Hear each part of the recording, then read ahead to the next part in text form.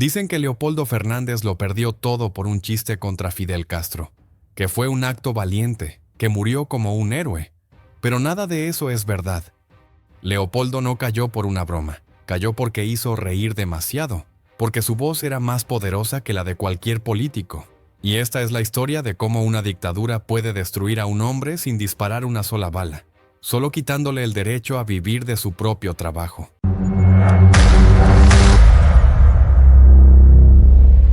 La historia suele contarse de una forma casi sagrada. Leopoldo Fernández aparece bajo los focos de un teatro abarrotado. El silencio pesa en la sala. En sus manos, una imagen de Fidel Castro. El público contiene la respiración mientras él alza la fotografía y lanza una frase temeraria. Una burla que, según el relato, lo condena de inmediato. Risas, aplausos y esa misma noche, la detención.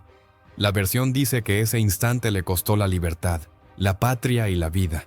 Así nació una de las leyendas más repetidas del exilio cubano, el comediante valiente, el hombre que desafió al poder con un chiste y pagó el precio máximo por no arrodillarse. Pero esa escena perfecta tiene una grieta imposible de ignorar.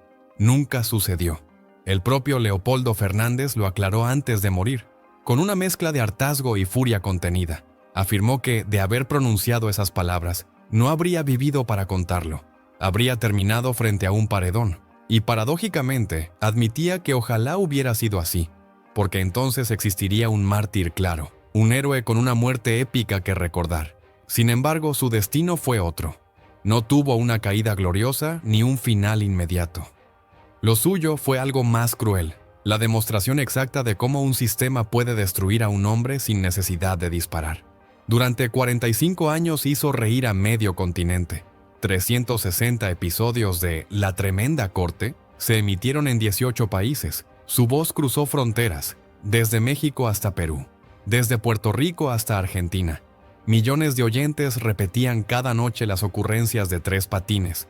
La recompensa por todo eso, ninguna. No recibió regalías, no acumuló propiedades, no obtuvo pensión, perdió el derecho a volver a su país. Incluso su funeral tuvo que ser pagado por su viuda en cuotas que se extendieron durante años. Mientras el público en Lima, Bogotá, Caracas o Ciudad de México reía frente a la radio, Leopoldo envejecía solo en un apartamento modesto del sur de Miami, sin dinero, sin tierra y sin la voz de su madre, a la que no pudo ver morir ni despedir, porque el régimen le negó el regreso. Cuando finalmente falleció, colocaron un puñado de tierra cubana sobre su ataúd. Fue la única forma simbólica de permitirle volver a casa. Eso es una dictadura real. No se trata solo de prohibir chistes o censurar bromas. Es despojar al creador de todo lo que le pertenece. Convertir al hombre que hizo reír a millones en alguien sin derechos sobre su obra, sin pensión, sin país. Obligar a su familia a endeudarse incluso para enterrarlo. Condenarlo a una muerte lenta, hecha de escasez, olvido y nostalgia.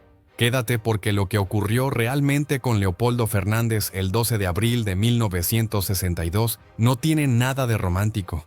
No hay gestos heroicos ni frases inmortales. Hay algo peor, un proceso frío y metódico que destruyó a un genio paso a paso. Y para entenderlo, primero hay que desmontar otra idea falsa. Leopoldo no encajaba en el molde del artista cubano glamuroso de los años 40 y 50, rodeado de contratos millonarios y trajes blancos en los pasillos del Hotel Nacional. Él era distinto desde el origen. Nació el 26 de diciembre de 1904, en Jovellanos, provincia de Matanzas. Existen dudas incluso sobre el lugar exacto donde nació.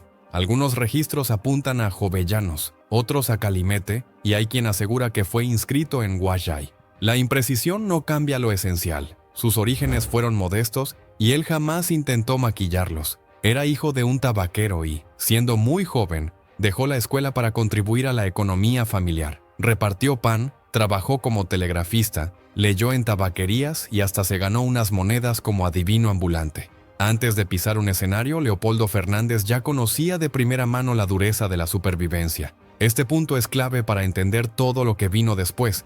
Leopoldo sabía lo que era pasar hambre. Conocía la vergüenza silenciosa de no tener nada y el cansancio de jornadas interminables pagadas con centavos. Esa experiencia no se borró cuando alcanzó la fama. Incluso cuando su voz se convirtió en una de las más reconocibles del mundo hispanohablante, Cuando su programa era esperado cada noche desde La Habana hasta Buenos Aires, nunca olvidó de dónde venía.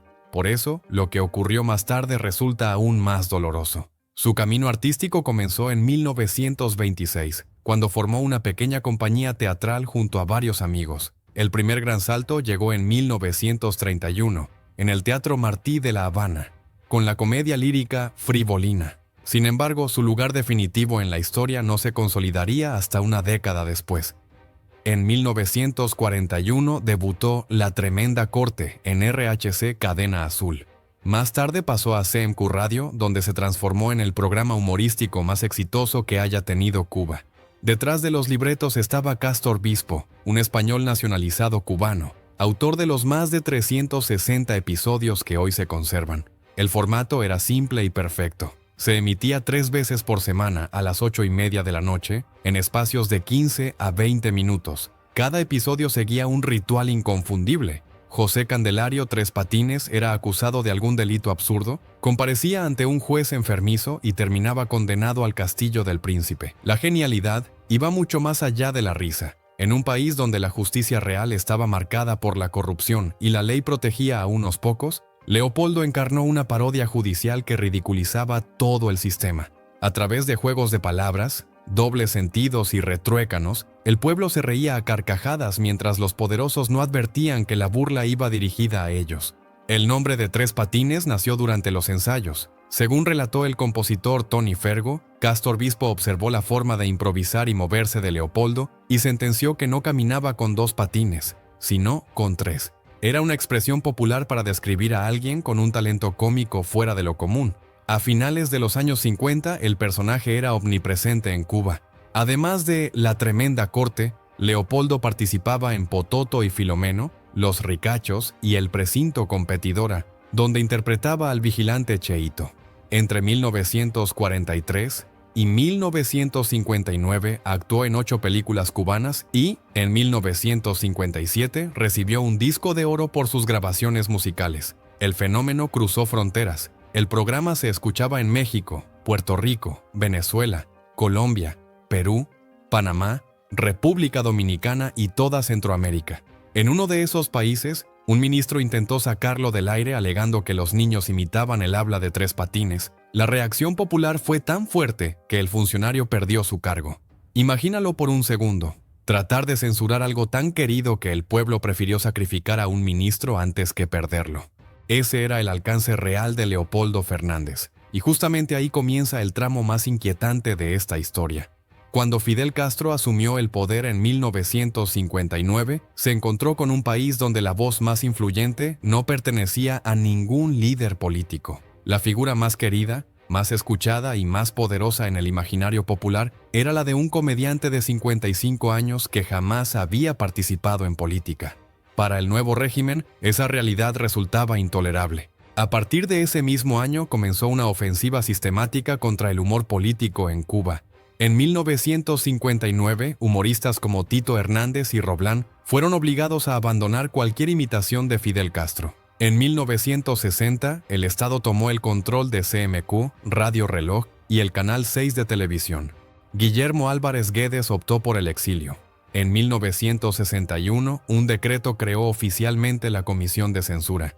Desde entonces, ningún espectáculo podía emitirse sin aprobación previa, y en 1962, todos los programas humorísticos de COBA, tanto en radio como en televisión, fueron cancelados. Detente un instante a pensar en lo que esto significa. Un gobierno que se proclamaba defensor del pueblo, de su felicidad y de su cultura, decidió prohibir la risa. Borró de golpe décadas de tradición humorística y convirtió al país entero en un tribunal permanente donde solo una voz tenía derecho a expresarse. Todo lo demás debía callar. Durante los últimos meses de Tres Patines en Cuba, la presión fue constante. Grupos organizados eran enviados a sabotear las funciones con consignas revolucionarias. En una de esas noches, agentes del G2 abrieron fuego durante una presentación. Aún así, la compañía resistió.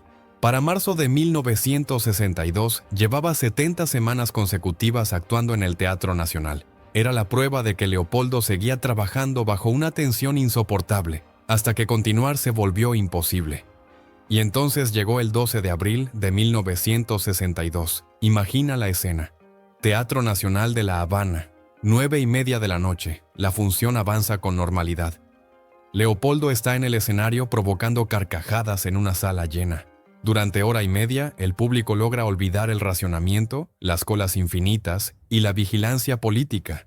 Por 90 minutos, Cuba vuelve a ser un lugar donde reír no es un delito. De pronto, las puertas se abren de golpe. Entran hombres armados con cabillas de hierro. Milicianos del G2. Gritan consignas, golpean las butacas, disparan al aire. El caos se apodera del teatro. La gente corre desesperada, mujeres gritan, niños lloran. Desde el escenario, Leopoldo Fernández observa cómo su mundo se derrumba ante sus ojos. Aquella noche estuvo detenido apenas 5 horas, pero desde ese momento pasó a ser, en sus propias palabras, un preso especial, sometido a vigilancia constante. El régimen utilizó el incidente como excusa para cerrar definitivamente su teatro. No hubo chistes sobre Fidel. No existió ninguna broma heroica. Solo hubo humillación pública, terror organizado y una advertencia inequívoca para cualquiera que aún creyera posible crear arte independiente en la nueva Cuba. Aquí es donde entramos en el núcleo del problema. Se cuenta que durante esas horas de interrogatorio en Villamarista le hicieron una propuesta. Podía quedarse en el país. Podía seguir trabajando. Solo debía transformar la tremenda corte en un instrumento de propaganda, poner a Tres Patines al servicio del discurso oficial, burlarse de los gusanos, de los traidores y de los imperialistas. Según versiones no confirmadas que circulan en el exilio, Leopoldo se negó. Dijo que prefería pasar hambre antes que prostituir a su personaje. Hay quienes sostienen que esa decisión marcó su destino con más fuerza que cualquier supuesto chiste sobre Fidel Castro. Leopoldo Fernández salió de Cuba a finales de 1962. Lo hizo a bordo del carguero Shirley Lakes, junto a otros 1,170 refugiados. A su lado viajaban su esposa de entonces, Eneida González, y su hijo, Leopoldo Polito Fernández Jr. Se marchó sin poder despedirse de su madre, María Salgado, que no quería verlo partir. Nunca volvió a verla. Ella murió en Cuba en 1966, sin que él pudiera regresar. Detente un momento en esa escena. El hombre que había llenado teatros, que había hecho reír a millones y que había recibido discos de oro, no tuvo permiso para acompañar a su madre en sus últimos días. No pudo estar junto a su cama, no cargó su féretro ni lanzó la última palada de tierra sobre su tumba. No fue una casualidad, fue una prohibición directa del régimen. Mientras en Cuba se le negaba incluso el derecho a despedirse, en países como República Dominicana su voz seguía sonando cada noche por la radio. Mientras tú en Caracas, Lima o Ciudad de México reías con las ocurrencias de Tres Patines, Leopoldo lloraba en Miami la muerte de la mujer que le dio la vida, y no recibía ni un centavo por esas transmisiones. Contra la idea de un derrumbe inmediato, su llegada a Miami fue recibida con entusiasmo. Para diciembre de 1962 ya encabezaba la cartelera del Teatro Radio Centro. En febrero de 1963, la comunidad artística cubana le organizó un homenaje multitudinario en el Dinner Key Auditorium. Sin embargo, la barrera del idioma limitó sus oportunidades en Estados Unidos y lo empujó a buscar trabajo en otros países de habla hispana. Comenzaron entonces los años del desplazamiento constante. Panamá entre 1963 y 1964. Allí trabajó en RPC tanto en radio como en televisión. Vivía de forma austera en los barrios de San Francisco y Carrasquilla, moviéndose en transporte público. El artista que había sido una superestrella en Cuba ahora viajaba en autobuses abarrotados bajo el calor tropical panameño. Luego vino México, entre 1966 y 1969. En Monterrey produjo una versión televisiva de La Tremenda Corte para la televisión independiente mexicana. Se grabaron más de 125 episodios, con Aníbal de Mar como juez, el único miembro del elenco original que pudo reunirse con él. Esos programas son hoy el único testimonio visual que existe de aquel fenómeno radial. Después fue Perú, entre 1969 y 1970. Panamericana Televisión adquirió los episodios y Leopoldo protagonizó El Guardia Tres Patines. Más tarde, entre 1974 y 1975, trabajó en Puerto Rico, en el Canal 11. Allí conoció a Vilma Carbia, quien se convertiría en su última esposa.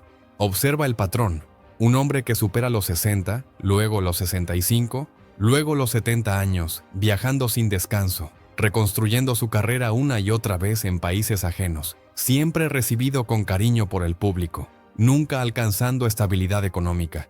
El exilio no solo le arrebató su país, le robó la seguridad, la vejez digna que había ganado tras décadas de trabajo. Lo condenó a ser un artista errante, cargando maletas llenas de recuerdos y bolsillos vacíos. En julio de 1971, con 66 años, decidió establecerse de forma definitiva en Miami. Una anécdota resume su paradoja. Al acudir a solicitar el Medicare en el Seguro Social, la oficina quedó paralizada por admiradores que lo reconocieron y pidieron autógrafos. Pero la fama no paga facturas. Leopoldo Fernández jamás recibió regalías por las incontables retransmisiones de la tremenda corte. El programa siguió y sigue emitiéndose en una docena de países. Él solo cobraba cuando actuaba. Si dejaba de trabajar, dejaba de ingresar dinero.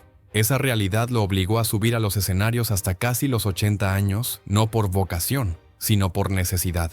Mientras en México, en Radio Quinceu de Veracruz, la tremenda corte se transmitía a diario, Leopoldo luchaba para pagar el alquiler.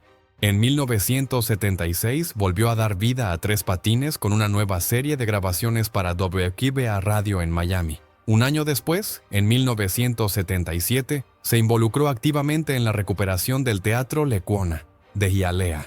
En 1980 regresó al cine con la película Misión 3K3 y, en 1982, protagonizó Tres Patines en acción. Su despedida de los escenarios llegó entre febrero y octubre de 1984 con la temporada teatral de Pototo odia a las mujeres. Su vida personal avanzaba en paralelo. El 8 de septiembre de 1975 se casó con Vilma Carbia, 40 años menor que él. La ceremonia fue a las 2 de la tarde. Esa misma noche abordaron un avión rumbo a Nueva York, porque Leopoldo debía presentarse al día siguiente. Entre la cafetera que siempre llevaba consigo, los comentarios de los compañeros y el cansancio del viaje, la luna de miel nunca ocurrió, recordaría Vilma con el paso del tiempo.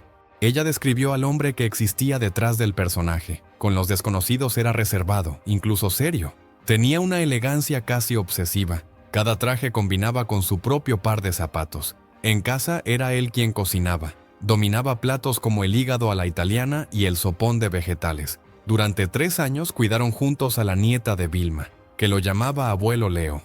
Ponte en su lugar por un momento. Un hombre de 75 años, exiliado, sin pensión, obligado a trabajar hasta el agotamiento, cocinando para una esposa 4 décadas menor, criando a una niña que no llevaba su sangre pero a la que amaba como propia. Esa fue su cotidianidad, y la pregunta surge sola. ¿Era ese el destino justo para quien hizo reír a un continente entero? El 11 de noviembre de 1985, Vilma regresó de hacer una diligencia y encontró a su esposo inclinado en su silla de director, en el apartamento del sureste de Miami. Al hablarle y no obtener respuesta, pensó que se trataba de una broma más. No lo era.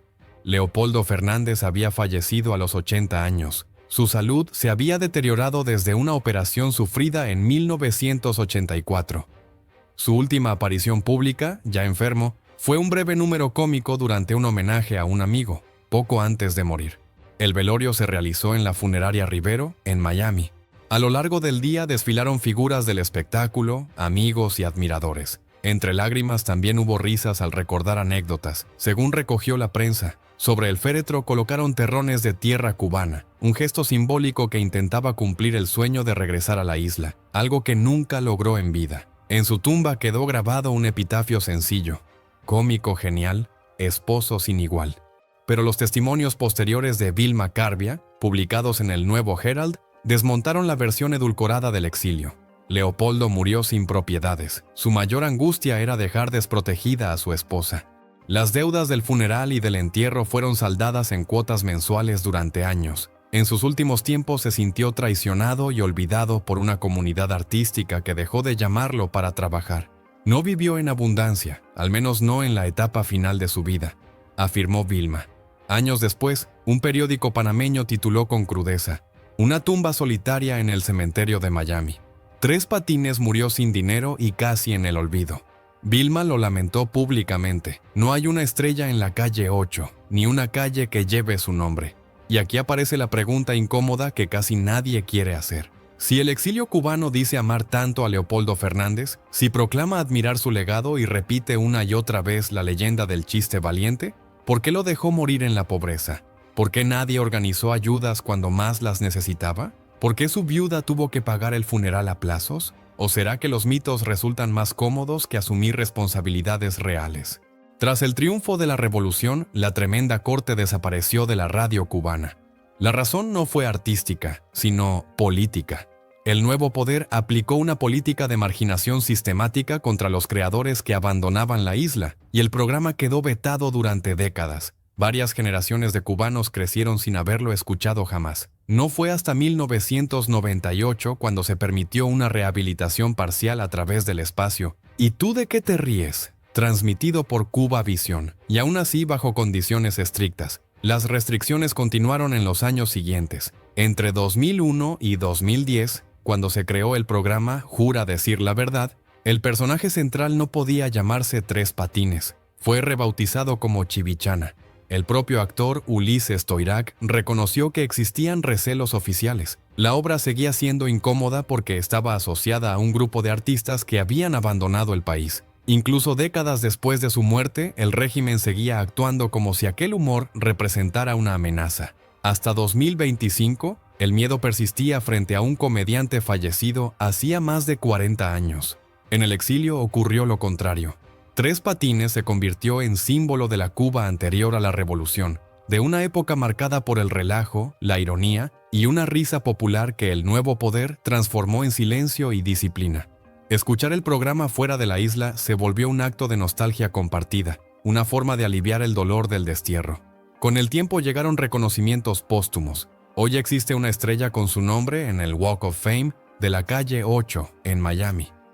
En 2016, el Miami-Dade College organizó la exposición Cosa Más Grande, Memories of the Legendary Tres Patines, dedicada a su legado. Mientras tanto, la tremenda corte nunca dejó de emitirse. En distintos países de América Latina continúa transmitiéndose a diario, especialmente en México y Puerto Rico. Está disponible en plataformas digitales como Spotify, iHeartRadio y Apple Podcasts. La Wikipedia, en inglés, la define como uno de los programas de comedia radial más longevos de la historia, con más de 80 años de retransmisiones ininterrumpidas. Leopoldo Fernández no vio ni un solo centavo de todo eso. Su historia no necesita la fábula del chiste apócrifo contra Fidel Castro para resultar trágica. Es, por sí sola, una demostración brutal. Un hombre que levantó un imperio cultural desde la radio cubana, que lo vio desmoronarse cuando el Estado tomó control absoluto de los medios y que pasó los últimos 23 años de su vida lejos de su país, trabajando hasta casi el final porque jamás recibió lo que le correspondía por su obra. El mito del chiste heroico resulta más atractivo que la verdad incómoda, una salida forzada por la combinación de represión institucional y asfixia económica. Pero la realidad documentada es igual de contundente. Leopoldo Fernández nunca fue un militante político. No hizo propaganda ni discursos. Aún así, fue destruido porque su humor independiente no encajaba en el nuevo orden. Cuando murió, sus grabaciones seguían arrancando carcajadas a millones de personas, mientras él vivía sin recursos. Cuba mantenía su obra prohibida mientras él la añoraba desde el exilio. Y sobre su ataúd, unos terrones de tierra cubana intentaron cumplir simbólicamente un regreso que la realidad le negó. Cosa más grande la vida, chico. La frase con la que Tres Patines cerraba cada condena adquiere vista desde su muerte en Miami una ironía devastadora. Ahora quiero dejarte algunas preguntas directas. ¿Conocías la verdad detrás de la leyenda del chiste? ¿Sabías que Leopoldo Fernández murió pobre mientras su programa generaba dinero en otros países?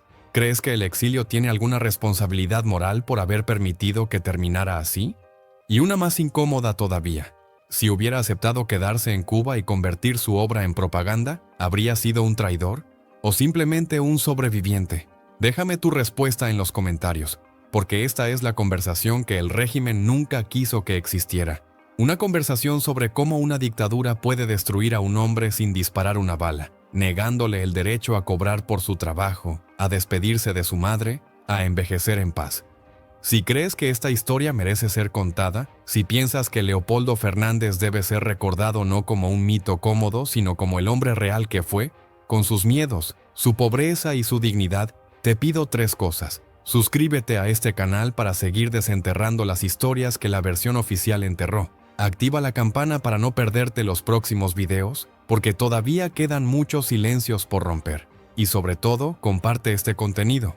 Compártelo con quien crea que ya conoce la historia de Cuba, porque la verdad es la única herramienta que tenemos para entender quiénes fuimos y quiénes somos.